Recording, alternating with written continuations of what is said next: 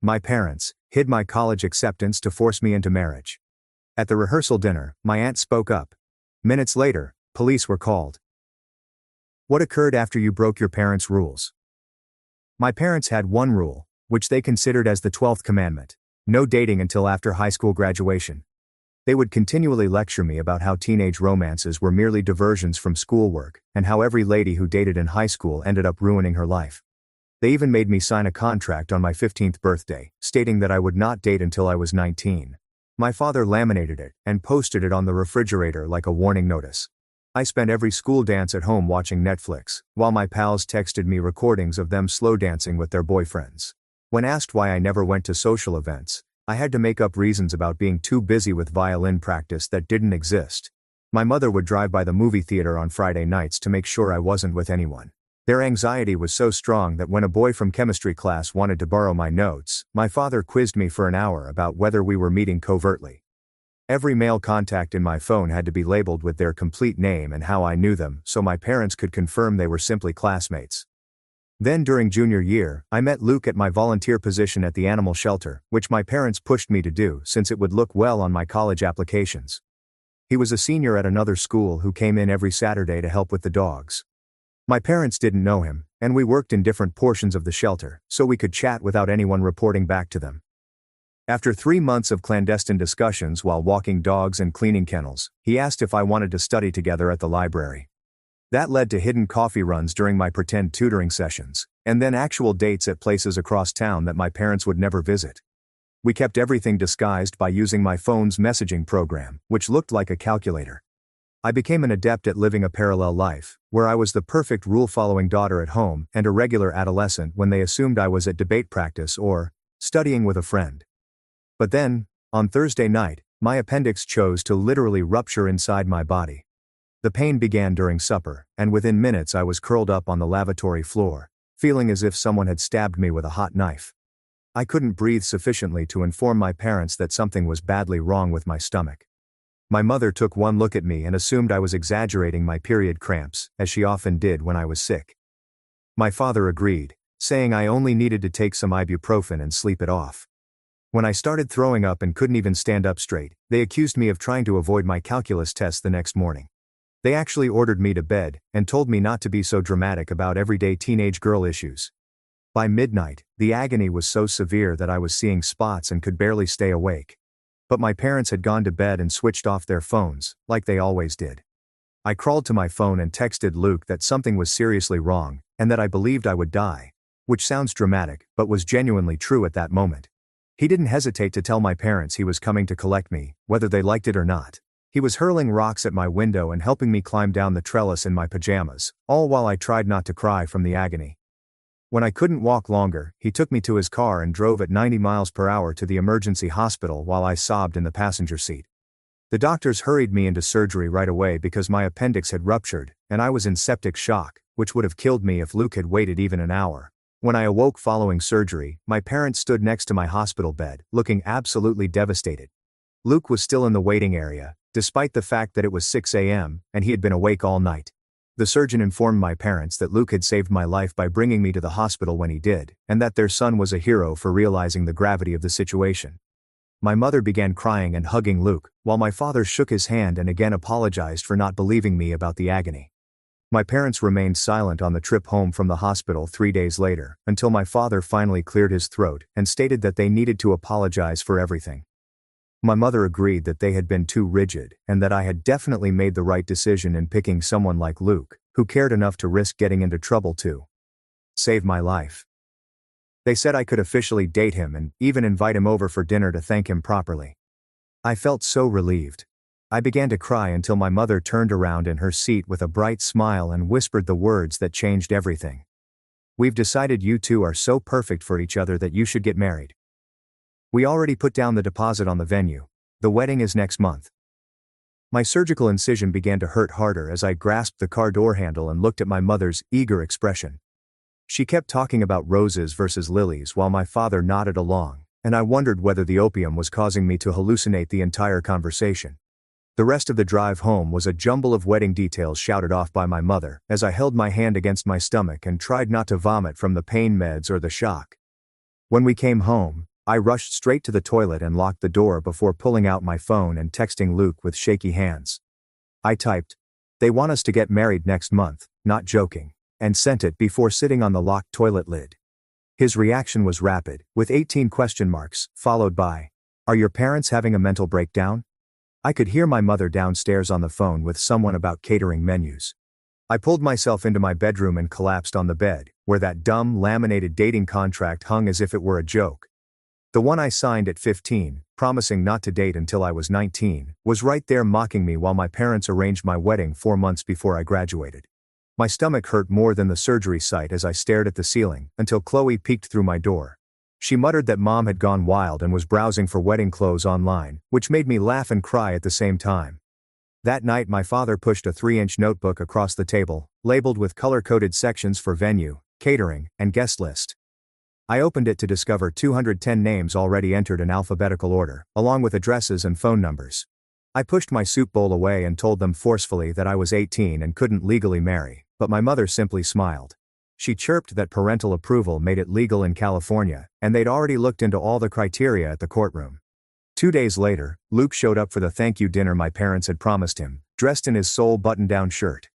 My parents grinned at him as if he were already their son-in-law, while he continued to send me bewildered looks across the table. I mouthed, "Play along," while making nervous eye contact as my mother served his favorite foods, which she had discovered after stalking his social media.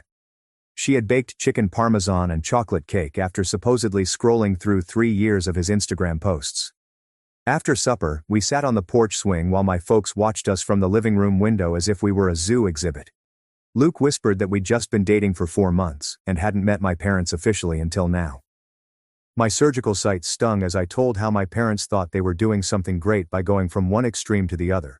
They'd gone from prohibiting any dating to organizing our wedding in 3 days, as if that was completely normal. The next morning, I found out that my mother had already contacted my school concerning extraordinary circumstances for early graduation. She had informed them that my medical complications from the surgery required me to hurry my diploma so that I could focus on wedded life. The guidance counselor called me instantly, perplexed by the request and wondering if everything was fine at home. I had to pretend the connection was terrible and hang up before she could ask any further questions about why my mother thought I was getting married. Lily arrived for our regular study session that afternoon, but my mother intercepted her at the front door with a stack of wedding invites. She handed Lily a calligraphy pen and urged her to start addressing envelopes, while I watched in dread from the staircase. Lily's eyes widened as she read, "Emma Mitchell and Luke Harrison request the honor of your presence," which was printed in elegant gold letters. She mouthed something at me from across the room while my mother explained that we needed to mail these by Friday. That night, I attempted to have a sensible chat with my parents about my desire to complete high school normally and attend college. My father explained that married students receive higher financial aid, and Luke could help me while I studied part-time. My mother added that they had already paid $9,000 in non-refundable deposits, so they couldn't back out. She'd reserved the country club, engaged a photographer, and placed a rush order for a custom wedding gown in my size. The next morning Chloe knocked on my door, holding her phone and looking panicked. She showed me screenshots from our mother's Facebook page, where she had publicized the engagement to our entire extended family. I was intrigued by how my parents moved from zero to wedding preparation in 3 days. How did they investigate all the legal requirements for parental consent so quickly? The post featured photographs from Luke's Instagram that she had modified to look like professional relationship portraits using a filter tool. Comments poured in with astonished congrats, and my aunt from Texas had already mentioned that she was planning trips. I grabbed my phone and dialed Dr. Patel's number, while Chloe eyed me with concern. The nurse who answered recognized my name and inquired about my recuperation status. I described the wedding circumstance, and requested the doctor if he could write something indicating that I required longer recovery time.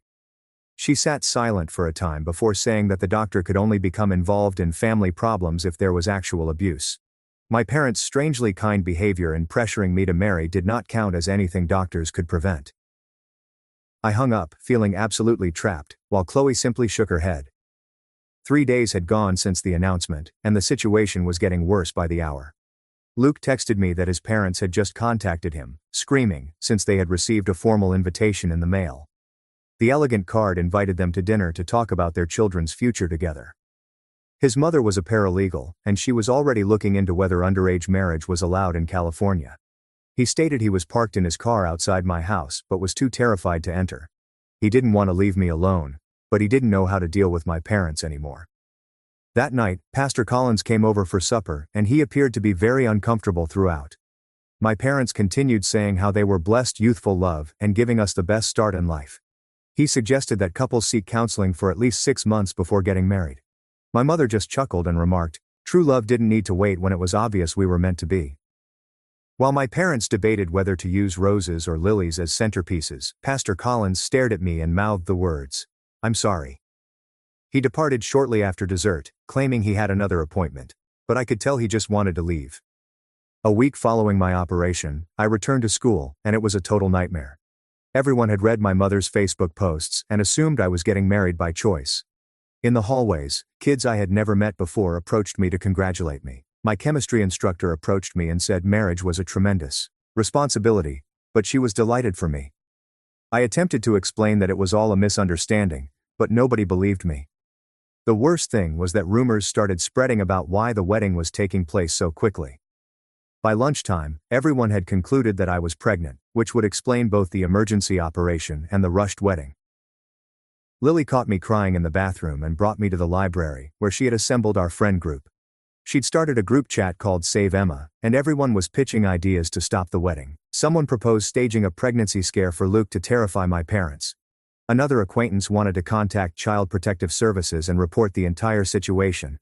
I told them none of it would work since my parents would see any involvement as envy, or someone attempting to spoil my happiness. If they suspected that individuals were attempting to halt the wedding, they would most likely move it forward even further. When I arrived home that afternoon, I discovered my mother's old wedding planning notebook in the garage. It was dated when she was 17 and contained magazine cutouts and handwritten notes about her ideal wedding. She had prepared every detail, including the dress, flowers, and first dance song. Then at the bottom of one page she wrote, "Cancelled because of baby," along with the date she discovered she was pregnant with me.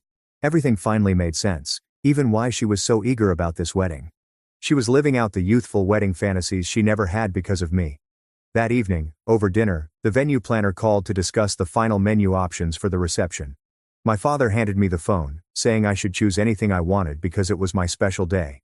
I purposefully selected the most expensive choice for each course, intending to price them out of this madness. My mother just clapped her hands and stated nothing was too good for her daughter's wedding. The organizer informed my parents that the revised total would be nearly double the initial estimate, but they didn't flinch. Meanwhile, Luke met with his older brother, who was attending law school, to discuss our alternatives. His brother stated that parents could legally consent to a teen marriage, but I could seek emancipation from my parents, or wait until I was 18 to apply for an annulment, claiming coercion. The legalities were convoluted, and we were just two youngsters looking to date like regular teenagers. Later that week, Chloe came into my room and closed the door behind her, appearing serious. She brought out her phone, revealing that she had been covertly recording our parents' chats for days. She showed me a video of our mother talking to someone on the phone about how I needed structure in my life.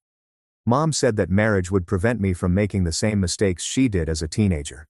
Chloe had been documenting everything so that I may have documentation if needed later. My parents shocked me the next Saturday by unexpectedly driving me to a bridal dress shop. The consultant had previously pulled clothes based on what my mother had told her on the phone. They forced me try on dress after dress while my mother grieved over her baby's wedding. I stood on the platform in a $3,200 outfit, feeling as if I were in a nightmare. Other customers continued to stare at me and whisper to each other. One woman questioned if we belonged to one of those religious groups who marry off their daughters at a young age. The consultant gave me sympathetic looks but said nothing.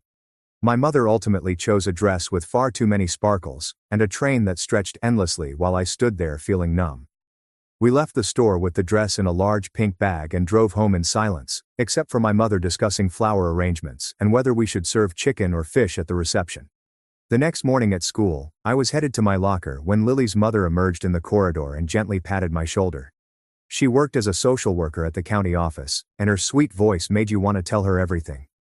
She asked if we could speak quietly and brought me to an empty classroom, where she closed the door and sat at one of the desks. I described how my parents thought they were assisting me by organizing this wonderful wedding for the boy who saved my life, and how they truly believed it was the best thing for my future. She listened without interrupting, then took out a business card from her purse. "Coercive control is still control, honey," she remarked quietly as she left me alone in the classroom. After school, Luke picked me up in his beat-up Honda and drove us to the park, where no one would see us unless our parents were watching. He turned off the engine and stared at the steering wheel for a long time before recommending that we simply run away. I reminded him that we had no money and nowhere to go, and I was still dizzy from the surgery when I stood up too quickly. We sat there holding hands and watching children play on the swings, both aware that we were absolutely trapped. 2 days later, while my parents were at work, I went into my father's study to seek for stamps and discovered a stack of opened envelopes buried beneath his tax documents. 3 college acceptance letters with scholarship offers that needed to be returned by next month were sitting there, the edges torn open. Northwestern offered me nearly a full ride to their journalism department, and 2 state institutions had granted me merit scholarships that would cover the majority of my tuition. When my mother arrived home, I showed her the letters, and she merely shrugged, saying they were to keep me from becoming distracted during the wedding planning. That Sunday, we sat in our customary pew at church while Pastor Collins stood at the podium and began discussing how God gave young people free will for a reason. He kept staring at my parents as he explained how forcing youngsters to make adult decisions before they were ready contradicted everything the Bible taught about patience and wisdom. My mother's cheeks became scarlet, and my father's jaw became so rigid that I felt he may fracture a tooth. The entire crowd kept gazing at us and murmuring to one another as Pastor continued to lecture about allowing teenagers to mature at their own speed. After the service, my mother confronted Pastor in the parking lot and informed him that if he ever attacked our family again during a sermon, we would find another church. The next day, a photographer arrived at our house with a bunch of equipment for engagement photos that my parents had booked without informing me. My mother handed me a yellow sundress she had purchased and instructed me to put it on and grin like I meant it. Luke came looking terrible in the button-down shirt his mother had left for him to wear. We stood in the backyard as the photographer positioned us beneath the oak tree and instructed us to appear cheerful and in love. Chloe kept sneaking into the background, forming bunny ears and sticking her tongue out, forcing the photographer to retake each shot. She pretended to pick her nose in one photo and made vulgar hand gestures in another before my father took her inside and punished her for a week. We had barely finished taking shots when a taxi arrived, and my Aunt Julia from Texas stepped out with 2 luggage and marched straight up to the front door. She took one look at me in the sundress, Luke alongside me, and wanted to know why her 18-year-old niece was dressed like a bride. My mother tried to explain that the wedding was a celebration of Luke saving my life, but Julia interrupted her and stated she was living out her failed dreams via me. They began screaming at each other in the living room, and Julia accused my mother of being envious that she had never had her dream wedding when she was younger. My mother's expression changed from astonished to hurt, to outraged in approximately 3 seconds before telling Julia to leave her house. The next morning, Luke's parents arrived for the meeting that my parents had requested, accompanied by their oldest son, a Sacramento lawyer. His mother, Ruth, placed a folder of legal documents on our coffee table and began discussing all of the data about teenage weddings and divorce rates. My father responded by pulling up Luke's Instagram on his phone and showing them images of us at the animal shelter, alleging their son had been secretly pursuing me for months. The tension in the room became so intense that I couldn't breathe, so I fled upstairs to the bathroom, where I discovered Chloe already cowering in the bathtub with her headphones on. We sat together on the hard tile floor while the voices downstairs became increasingly louder. Chloe took out her phone and whispered that she had been recording everything our parents said and saving it to cloud storage in case I needed it later for court or something. When Ruth indicated that my parents were psychologically assaulting me by forcing this wedding, the arguing downstairs escalated into full-on yelling. My mother completely lost it and began screaming that they had produced a predator who targeted young girls for charity work. She threw them out the front door, screaming that Luke had misled and corrupted me. Minutes later, my phone buzzed with a text from Luke, who was sitting in his parents' car, claiming his mother was calling CPS and that everything had gone nuts. The next day at school, Lily recruited 5 other friends and cornered me in the chemistry lab during lunchtime with a complete presentation they had prepared. They had published stories regarding forced marriage and statistics on teen divorce, as well as leaflets from legal help organizations. They encircled me at the lab table, each saying why this wedding was a bad idea and how they might help me get out of it. I started crying so hard that I couldn't see the papers they were showing me. I told them I had no idea how to stop this without killing my entire family and making my parents hate me forever. Lily's mother picked me up from school that afternoon and drove me home in silence, leaving me staring out the window, feeling as if my entire world was falling apart. When I arrived home, my mother was in the kitchen, surrounded by wedding magazines and fabric samples, humming to herself and writing notes in a pink notebook decorated with heart stickers. She smiled at me and began telling me about how she had selected the ideal ivory color for my dress and how the florist had these lovely roses that would go well with it. I mumbled something about needing to use the restroom and headed upstairs, where I discovered her bag open on the dresser. Something prompted me to look inside, and I saw the prescription bottle for her anxiety medicine nestled beneath a stack of wedding preparation books. The bottle was totally full, despite the fact that the label indicated it had been replenished 3 weeks previously. My hands began to shake as I realized she had not been taking her pills at all. And suddenly her frantic excitement over this wedding made terrible sense. I heard a car pull up outside and looked out the window to see a woman in a gray suit exit with a clipboard and an official-looking credential. My stomach fell as she stepped up to our front door and rang the doorbell, leaving me transfixed at the top of the stairs, listening to my mother answer it in her fake pleasant voice. The woman presented herself as a representative from Child Protective Services and stated that they had received a complaint of concerns about a juvenile in the family. My father emerged from his office, and both my parents began talking at once about how this must be a terrible misunderstanding. They invited the investigator into the living room, and my mother quickly pulled out her phone to show texts she said I had sent about being thrilled for the wedding. She showed the woman newspaper articles about Luke saving my life, as well as the surgeon's thank you message praising my lover as a hero. The investigator nodded and took notes as my parents built an image of appreciative parents attempting to support their daughter's connection with a lad who had saved her life. Everything appeared to be going their way until Chloe walked downstairs and paused at the doorway. She stared at the investigator, then at our parents, and back at the investigator before saying the 2 words that altered everything. The investigator's head jumped up, and she requested Chloe to repeat what she had said.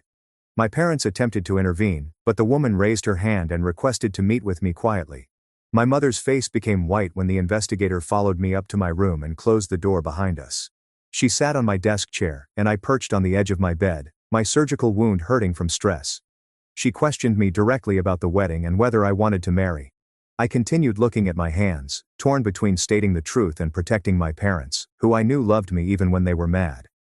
I told her they were simply overwhelmed with appreciation for Luke, and may have gotten carried away with wanting to thank him. She documented everything and requested to see my surgery scar, which was still red and inflamed. She photographed it and stated that she would need to follow up in a week to ensure that I was healing properly and to monitor the problem. After she left, my parents were unusually silent at supper, passing dishes without making eye contact. The next morning, they both went early for work, and Pastor Collins arrived about 10, finding me on the porch swing, trying to read but mostly staring at nothing. He sat down next to me and stated that he had been counseling couples for 20 years, but had never seen anything like this before. He stated he may refuse to perform the wedding on religious grounds because I was still a juvenile and hadn't gone through premarital counseling, but he warned that if my parents were desperate enough, they could find someone else who wouldn't ask too many questions and even drive to Vegas. Days later, with only 10 days till the scheduled wedding, I was looking for my calculus textbook in my mother's car when I came across a folder labeled Emma's Future. Inside were emails she'd been sending to all of my professors, explaining that I'd be switching to online education after my wedding so I could focus on becoming a wife. My hands felt numb as I read her promises about finishing my final year from home while adjusting to married life. The next morning, my principal summoned me to his office and handed me the emails my mother had sent. He leaned forward with genuine worry in his eyes, saying he could intercede if I asked him to, and that the school had resources to assist students in difficult family situations. I opened my mouth to say yes, ask for assistance or declare everything was nuts, but nothing came out. I just sat there transfixed, unable to reject the parents who had reared me, even if they were ruining my future. Aunt Julia arrived that evening when my mother was at her reading group and confronted my father in the garage, where he was pretending to organize his equipment. I could hear them through the door as she informed him she knew about Mom's bipolar diagnosis from when they were younger, which my parents had kept secret from us all our lives. She said if they didn't postpone the wedding right away, she'd tell me and Chloe about Mom's history of manic episodes and hospitalizations. My father's voice trembled as he begged her not to say anything, claiming Diane was delicate right now and that this wedding was the only thing keeping her stable and joyful. 2 days later, Chloe discovered me in the bathroom at 2 a.m., fully dressed and sitting under the chilly shower spray, tears streaming down my cheeks.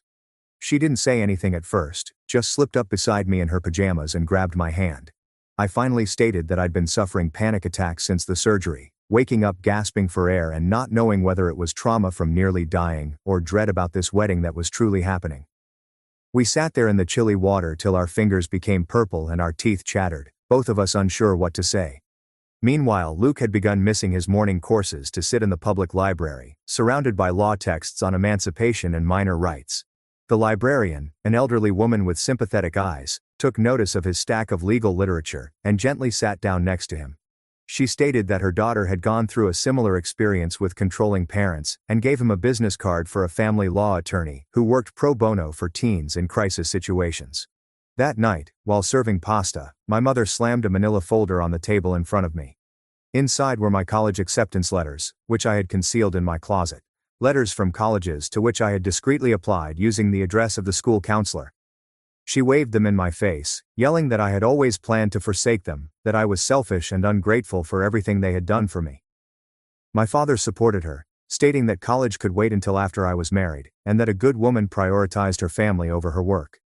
The area where they had removed my appendix began throbbing and burning, as if it were about to break open due to the stress. I dashed over to Lily's place after dinner, and her mother took one glance at my wrists, where my mother had seized me during her scream, and instantly pulled out her camera. She documented every bruise and red mark while emphasizing that she was a mandated reporter and that physical control paired with forced marriage constituted abuse, regardless of my parents' stated intentions. She filed the report that night as I sat in their kitchen drinking tea with trembling hands, knowing that in 8 days, my parents wanted me to go down wedding aisle in a white dress and swear to follow a boy I'd only kissed 3 times. The next morning, Luke picked me up 2 blocks from my house, while my parents assumed I was at a follow-up doctor's visit. We traveled to a small downtown law office, where Karen Walsh greeted us with coffee and a stack of papers that made my stomach drop. She described my 3 alternatives while I sat there, feeling like I was about to vomit again. Emancipation would take months and would require proof that I could support myself financially, which was impossible given that I couldn't even work yet due to my surgery. Refusing to attend the real ceremony would disgrace my parents in front of everyone they had invited, but it would not deter them from trying again. Running away until I was 18 meant losing my health insurance, just when I needed it most for post-surgery care and meds. I left that meeting feeling even more constrained than before, but Luke grabbed my hand and swore we'd sort it out together. Days later, the wedding gown came for final changes at the store my mother had chosen. The seamstress was pinning the hem when I abruptly jumped up and said that I was canceling the wedding entirely. My mother's face turned white before she gasped for oxygen and collapsed straight on the store floor. The staff contacted 911 while I crouched alongside her, gripping my hand so hard it hurt and gasping, "Don't leave me," repeatedly. I rode in the ambulance with her, holding her hand as the paramedics administered oxygen and checked her vitals. At the hospital, they stabilized her and brought her to a private room, where I sat in the corner. I overheard the doctor speak to my father in the corridor about her bipolar medication and how she hadn't been taking it correctly. They considered placing her on an involuntary mental hold if she continued to refuse treatment, but my father asked them to wait. He informed them that arranging the wedding was therapeutic for her, which made me want to scream. Luke came to see me in the hospital cafeteria while my mother was sedated upstairs. We sat at a corner table, drinking horrible coffee and debating if we should just break up publicly to end everything, but we both knew it would most likely push my mother over the brink, and neither of us wanted that on our conscience. He softly stated that we were stuck by their mental sickness, and I couldn't disagree with him about it. The next day, Chloe came to my room and showed me her phone, which included thousands of comments on a Reddit topic. She'd been tweeting about our issue anonymously for days, and it had gone fully viral, with people offering help and sharing their own stories. She showed me messages from journalists asking to interview us, but I told her not to respond to any of them. The next morning, my mother returned home from the hospital, determined as ever to plan the wedding. She began calling all of the vendors, insisting that they move things forward by 2 days, since she did not want to risk anything else happening. When I tried to resist, she took my phone and laptop and locked me inside my room. She said it was for my own good until the ceremony, and I'd thank her someday for keeping me safe from myself. Chloe was able to slide my phone back through the heating vent between our rooms that night. I quickly texted Luke, Lily, and the social worker at the hospital who had given me her card. Lily's mother instructed me, through Lily, to call 911 if I was being kept against my will, but I couldn't do so with my already unstable mother. The next morning, Pastor Collins arrived for what my mother called necessary premarital counseling. He discovered me confined in my room and ordered that my mother get me out immediately, or he would contact the authorities himself. She eventually unlocked the door, but then sat right next to me for the whole session, interrupting me whenever I tried to say anything. The pastor continued to write notes while observing my mother's conduct, and I could tell he was meticulously documenting everything. 4 days before the wedding, my aunt returned, but this time with backup. My mother's estranged sister Helen was there, as was my grandmother, whom I hadn't seen in 5 years. The living room became a battlefield as decades of ancient fights erupted all at once. Helen abruptly disclosed that my mother had been hospitalized for postpartum psychosis after I was born, which no one had ever told me. My mother began yelling that Helen was lying, while my father attempted to calm everyone down, and my grandmother simply sat there crying. During the hubbub, Chloe grabbed my arm and pushed me towards the rear entrance. We dashed to Lily's house, where her mother was already waiting with Karen, the attorney from earlier.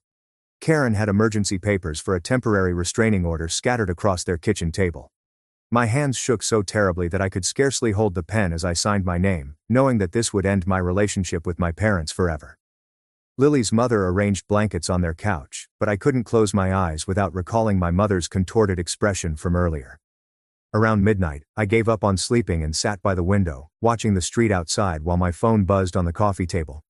My mother's missed calls continued to soar above 30, then 40, with each message becoming more furious and threatening until I eventually flipped the phone face down. At 3 a.m., a familiar automobile crept down the street, moving so slowly that the headlights hardly moved against the walls. My father's sedan drove past Lily's house once, twice, and 3 times before stopping 2 houses down with the motor running. I watched him sit there for 20 minutes, staring at Lily's front door, when my phone lit up with a text that chilled my hands. My father sent me a message saying my mother was talking about injuring herself and I needed to come home right away.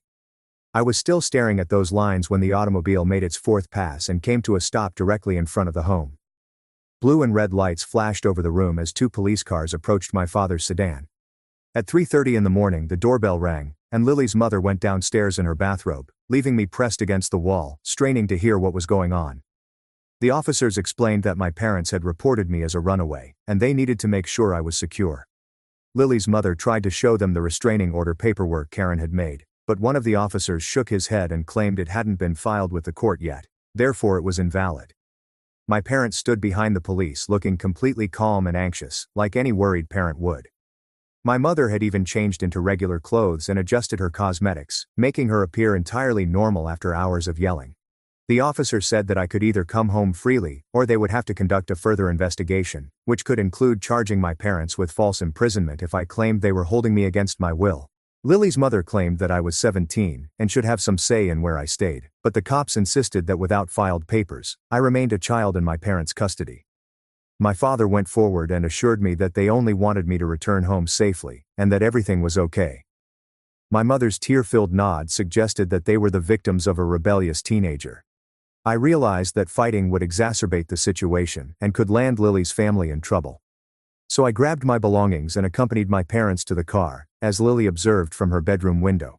The journey home was entirely peaceful, save for my mother humming wedding songs under her breath as if nothing had happened.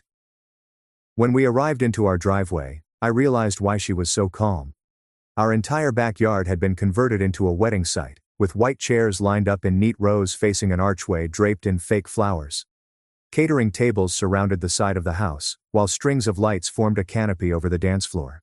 My mother guided me through the arrangement, describing where the photographer would stand, and how the guests would enter via the side gate. She pointed out the specific chair decorations for family members and the location for the cake table, as if we were organizing a regular party rather than a forced wedding between teenagers.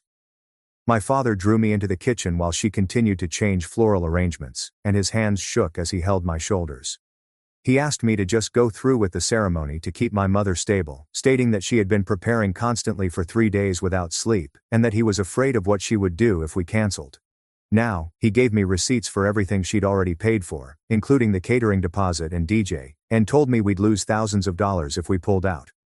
The next morning, Luke arrived with his parents and older brother, who had driven down from law school. They all sat in our living room, with my mother serving coffee and cookies as if this were a usual family gathering. Luke's brother pulled out legal documents and proposed a compromise in which we would hold a commitment ceremony that resembled a wedding but had no legal ramifications. He said that it would be similar to a promise ring ceremony, allowing my mother to have her celebration while keeping both of us from actually getting married. My mother's face went through 10 different looks before she agreed, but she asked we not tell any of the guests it wasn't real. She had us all swear to act like it was a real wedding so she wouldn't feel ashamed in front of her relatives and friends. Karen called that afternoon to tell me she'd filed for an emergency custody hearing, claiming I needed a guardian appointed by the court owing to my parents' mental health issues. The hearing was scheduled for Monday, the day following my mother's planned ceremony for Sunday.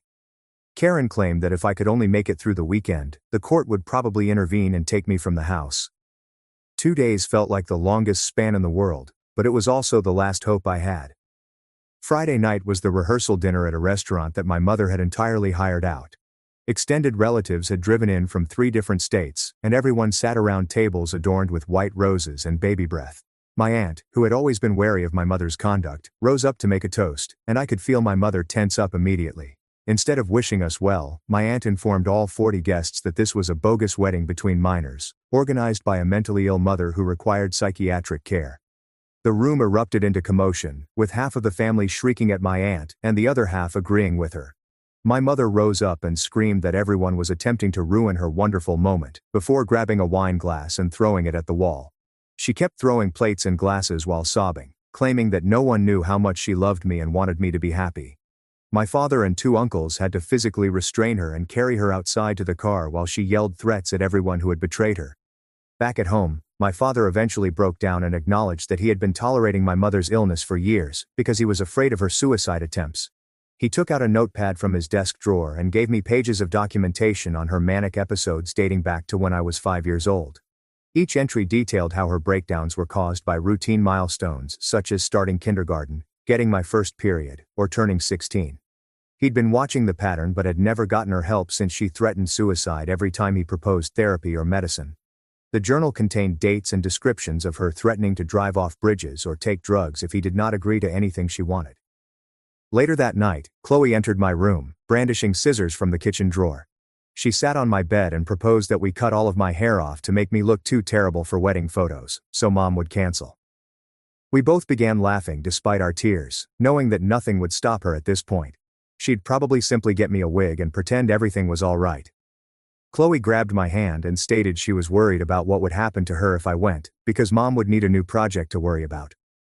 Early on Sunday morning, before anybody else was up, the pastor knocked on my bedroom door. He sat in my desk chair and informed me that he had spoken with Karen about the custody hearing, and would testify about all he had witnessed. He also stated that if I gave him any signal during the ceremony, such as dropping my bouquet or stating the wrong name, he would object and interrupt the proceedings. He'd already planned a speech about how the marriage could not be blessed by God, because it was coerced and included children. I awoke 2 hours later to find my mother sitting on my bed, holding the laminated dating contract she had made me sign when I was 14. She had scissors in her hand and was cutting it into little bits that dropped like confetti on my comforter. She gave me a twisted smile and said she was wrong to restrict me with rules and contracts, because this wedding showed she trusted me to make adult decisions now. The doorbell rang, and my mother sprang up to answer it while I sat there staring at the fragments of my old contract scattered about my bed. Lily entered my room with a bridesmaid dress in one hand and a backpack in the other, which she deposited behind my dresser, with a look that told it all. My cousins, who were meant to be the other bridesmaids, stood in my doorway, muttering about whether they should even be present for this bizarre wedding. Chloe had her phone out, texting everyone about how to prevent this situation from occurring, while pretending to take selfies in her outfit. My mother returned, lugging a massive white bridal gown that resembled something out of a fairy tale, and instructed me to begin preparing because guests would come in 2 hours. I stood up to remove the dress and noticed something wet on my stomach where my surgery scar was supposed to heal. When I lifted my shirt, blood was leaking through the bandage, and the wound had split open about an inch due to stress.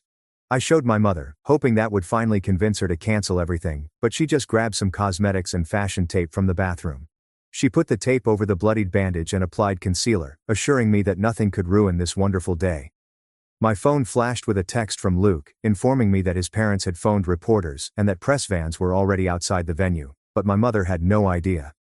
Chloe had uploaded the entire tale on Reddit last night, and now legitimate news teams wanted to cover the forced teen wedding. The doorbell rang again, and Dr. Patel walked in, still dressed in hospital scrubs and looking quite disturbed. She had heard from other doctors at the hospital about what was going on, and came to check on me because I was only a week out from major surgery. She took one glance at the blood pouring through my clothing, and brought me to the bathroom to assess the reopened wound.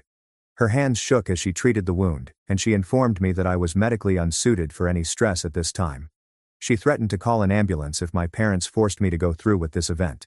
My mother overheard her conversation and stormed into the bathroom, yelling that everyone was attempting to ruin my happiness. She grabbed my arm and began leading me toward the backyard, where they had set up all of the chairs and decorations. My father finally stepped in and grabbed my mother's shoulders, preventing her from pulling me outside. She began punching him and yelling that everyone was attempting to destroy our family while guests looked through the windows. Someone must have phoned 911, since 3 police cars arrived and officers ran into our property.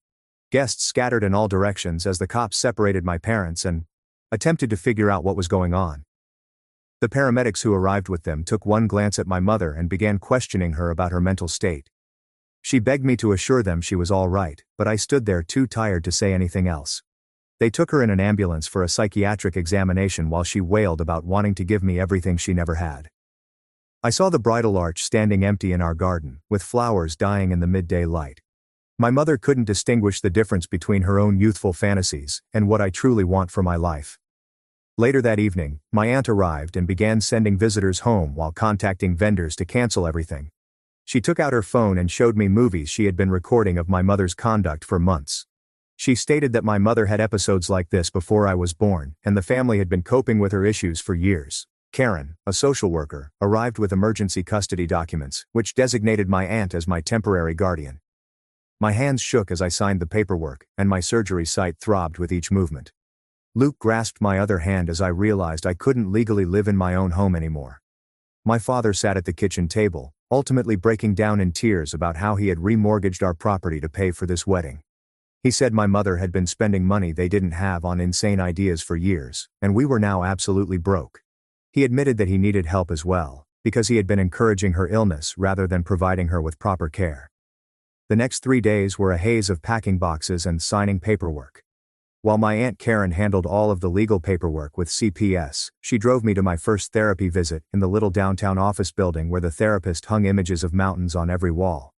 I sat on her brown leather couch for the first 20 minutes, unable to form words because everything seemed too vast to express. The therapist simply handed me tissues and waited as I stared at my hands, trying to understand how love could develop into something so twisted. Chloe arrived at Karen's rental property that afternoon with 2 suitcases and a plush elephant from when she was 5. We moved the twin beds together in the guest room, and she crawled in next to me the first night, just like we used to do during thunderstorms. She informed me she had been seeing a counselor at school for 6 months because she sensed something was wrong with our family but didn't know what to do. Days later, Luke picked me up for our first real date, where we didn't have to lie or sneak around. We went to a pizza establishment near his school and then watched an action movie. But halfway through I realized we had no idea what to talk about unless a catastrophe occurred. We sat in his car later and decided to start anew and get to know one another like normal people. The custody hearing took place 2 weeks later in a massive courtroom that smelled like old carpet and coffee. Pastor Collins testified about my parents' troubling behavior at church and how they had separated our family from regular activities. Dr. Patel reviewed my medical records and highlighted how near I had been to death due to the ruptured appendix. Lily's mother recounted finding me crying at their house several times over my parents' rules.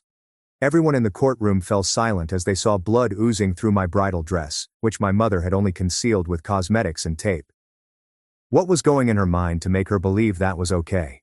Karen presented all of the evidence, including covert recordings of our mother's meltdowns that Chloe had made on her phone. My mother sat at the opposite table, appearing smaller than I'd ever seen her in a gray clothing I didn't know. When it was her turn, she stood up and revealed that she had bipolar disorder and had stopped taking her medication 2 years before. She stated arranging my wedding seemed like the most love she'd ever showed me, even though she now realizes how wrong she was. The judge listened to everything and concluded that while mental illness may explain behavior, it does not excuse endangering children. He signed the paperwork, designating Karen as our legal guardian, right there in the courtroom. 2 weeks later, I returned to school, and everyone stared at me in the hallways, as if I were a celebrity or a victim. Some kids wanted to take selfies with me after seeing the Reddit thread that went viral. Others murmured behind their hands or gave me pitying looks, making me want to hide in the restroom. I concentrated on catching up on all of the assignments I had missed, while my teachers repeatedly asked if I needed extensions or counseling. My AP classes were a catastrophe, and I had 3 weeks to improve my grades before the college application deadline. Karen brought me back to my old residence on a Saturday morning to grab my clothes and school supplies because we knew my parents would be at therapy appointments. The wedding arch was still in the garden, covered in dead flowers and bird droppings. Except for the 3 holes my mother had punched in the wall next to my bed, my room appeared to be unchanged. We packed everything into boxes, and I tried not to look at the family portraits that remained in the hallway. Lily picked me up the next day and declared that we were having a typical teenage girl day, with no mention of parents, court, or trauma. We had our nails done in bright pink and ate far too much ice cream at the mall food court. At the movie theater, we ran into some students who kept staring but didn't say anything about the tale everyone had read online. For 3 hours, I remembered what it was like to be 17 and worry about simple things like whether my nail polish matched my dress. A month later, my father's therapist phoned Karen and asked if I might attend a family session with him. I sat in that beige office as my father grieved, saying he had failed me by prioritizing my mother's stability over my own. He stated that he was afraid of her getting worse if he challenged her, but it made him accountable for what transpired. I couldn't forgive him yet, but I told him I was glad he was finally accepting responsibility. That same week, the admissions office at Berkeley sent me an email requesting a statement on my familial circumstances. My hands shook as I read it, fearing they would reject me due to the disarray. Instead, they offered me a grant specifically for students surviving familial trauma and stated that they had support resources available if I needed them. Karen assisted me in writing a response that explained everything, and I cried with relief that my future wasn't utterly lost. About a month later, Luke's parents contacted Karen's house and asked if I may join them for dinner that weekend. I sat in their living room, feeling strange about being there after what had happened with CPS. His mother brought out a large plate of handmade lasagna, and his father kept refilling my water glass every time I took a sip. They both immediately began talking about how sorry they were for phoning CPS, without first consulting with me. His mother grabbed my hand and stated their house was always open if I needed a secure place to go. The following week, Chloe and I attended to a support group Karen had located for children whose parents had mental health issues.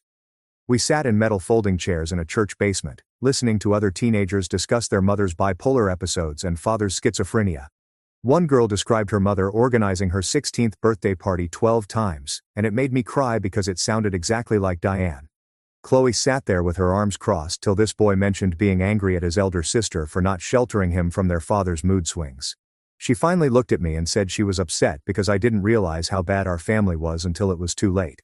After the meeting, we sat in my car for 2 hours while she told me about all the times she had hidden in her closet while our parents argued. Days later, a hefty letter arrived at Karen's residence, bearing the return address of my parents' lawyer. Inside was a 10-page letter from Diane, written in her tiny handwriting, that alternated between apologizing and explaining why she had done everything. She said that she and Mark were planned a butterfly-themed vow renewal ceremony next spring, with genuine monarch butterflies to be released. That same afternoon, the lawyer called to inform me that my parents had filed for bankruptcy due to all of the wedding debt and Diane's credit card debts. He said my education fund was depleted, but Karen had already launched a GoFundMe campaign, which raised $12,000 in 3 days from individuals who had been following my story online. Complete strangers were sending $20 and $50 donations, along with remarks about how brave I was for revealing everything. Graduation day arrived faster than I had anticipated, and I was adjusting my cap in the bathroom mirror when Lily texted that my parents were in the theater. Security guards were already approaching them, but I walked over and informed them everything was fine, since I realized I could manage being in the same room with them now. Diane cried throughout the ceremony, as Mark held her hand and kept bringing her tissues from his jacket pocket. After they called my name and I walked across the stage, Diane rose up and clapped so loudly that everyone turned to look at her. When the ceremony was over, she proceeded toward me with Mark directly behind her, seeming apprehensive and protective at the same time. She looked different with shorter hair and matching clothes, as opposed to the random colorful colors she typically wore. She handed me a card with a $500 check inside, and claimed she was feeling better after taking her new prescription correctly. I accepted the card and nodded, but I made no promises to contact or visit because I wasn't ready yet. The next day, Pastor called Karen's residence and asked if he could do a special blessing ceremony for my future, as the wedding blessing had never occurred. We met at the church on a Tuesday evening, with Karen, Chloe, Lily, and even Luke's entire family in the front pews. He spoke of travels, healing, and new beginnings while sprinkling holy water on my head, and it seemed like my genuine wedding. Luke and I sat in his car later, discussing what would happen when I departed for Berkeley in 2 months. We both knew that the pain of everything had brought us together, but we wanted to figure out if there was anything genuine beneath it all. we decided to attempt long distance. Without making any huge vows about forever since we'd had enough of being compelled to commit. I had to testify in the state capitol regarding adolescent marriage laws and parental consent requirements a week before leaving for college. I sat at this big table, a microphone in front of me, telling a room full of politicians about the wedding dress, the location, and the surgery. 3 different representatives stated that they would introduce measures requiring therapy before parents could consent to their minor children's marriage. Moving day eventually arrived, and Karen put my belongings into her SUV as Chloe moaned about having to drive 4 hours to Berkeley and back. We drove by my former house, which had a for sale sign in the front yard with a sold sticker on it. Diane was standing in the living room window, watching the street, and our gazes connected for a split second before Karen turned the corner. The rest of the drive was silent, with the exception of Chloe playing phone games and Karen checking on me through the mirror every few minutes.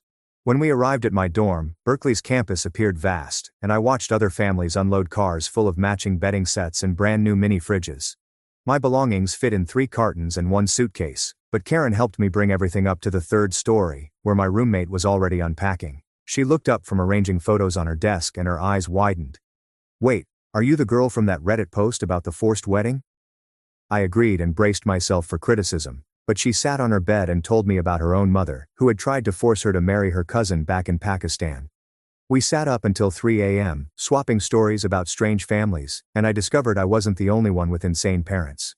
Weeks later I attended my first genuine college party, where no one knew anything about my past other than what I chose to tell them.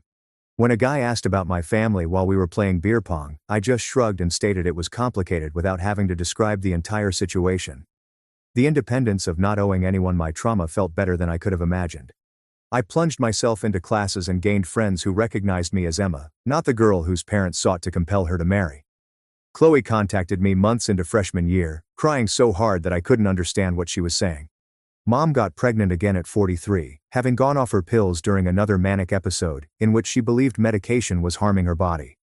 I felt the usual need to drop everything and go home to help, but I stayed in my dorm room and talked Chloe through it on the phone instead. She was primarily doing it on her own, as Dad had moved into an apartment after confessing he couldn't handle it anymore. Chloe's decision to save all of those recordings on her phone demonstrates thoughtful forethought. I wonder how long she had been documenting their mother's conduct before anybody else noticed. The manner she prepared evidence leads me to believe she comprehended the problem long before Emma. When autumn break arrived, Luke drove up from Los Angeles, where he was having a gap year working at his uncle's auto shop.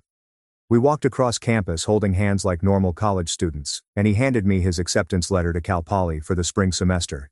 He kissed me farewell at the airport, and we both realized we were not the same kids who had crept about Riverside. We didn't talk about the almost wedding or make any commitments for the future since we were finally allowed to be 19 and unsure. The divorce papers arrived by certified mail just before Thanksgiving, along with a message from my father's lawyer explaining that Mark had been in therapy for 6 months. It turns out he never wanted the wedding either, but he couldn't stand up to Diane when she was having one of her episodes. The marriage that was supposed to be mine was ending for them instead, and I giggled alone in my dorm room at how twisted everything had become. Winter break arrived, and Karen took me up to stay at her house rather than return to Riverside. We baked sugar cookies and watched Christmas movies, and Julia eventually admitted to me that she had sensed something was wrong for many years, but Diane was continuously threatening to harm herself if anyone interfered. "I should have called CPS anyway," she remarked as we decorated a gingerbread home. I assured her that we all did our best with what we knew. After New Year's, I began writing about all that had happened on a blog that I estimated just 10 people would read. The first piece about spotting familial dysfunction received 50,000 shares in 2 days, and my inbox was full of letters from youngsters in similar situations. I unintentionally became someone who assisted other youngsters in escaping their own familial crises. In February, Chloe informed me that she had submitted her Berkeley early admission application, which included an essay about perseverance and survival. She wanted the same fresh start as I had, and she assured she was already saving money from her target job for the relocation. I assisted her with scholarship applications and SAT preparation via video conferences, being the protective big sister I couldn't be when we were both drowning. The spring semester rushed quickly, with finals and plans for sophomore year, when I would finally declare my psychology major. 1 year after the wedding that never happened, a Facebook message appeared from an account I didn't recognize. Diane, posting from a new profile, said she was fine, taking her medicine, and working part-time at a craft store. She did not request to see me or beg for forgiveness. She just wanted me to know she was striving to get better. I stared at the message for an hour before shutting it and not responding. But I didn't block her either, since maybe one day I'll be ready to hear more.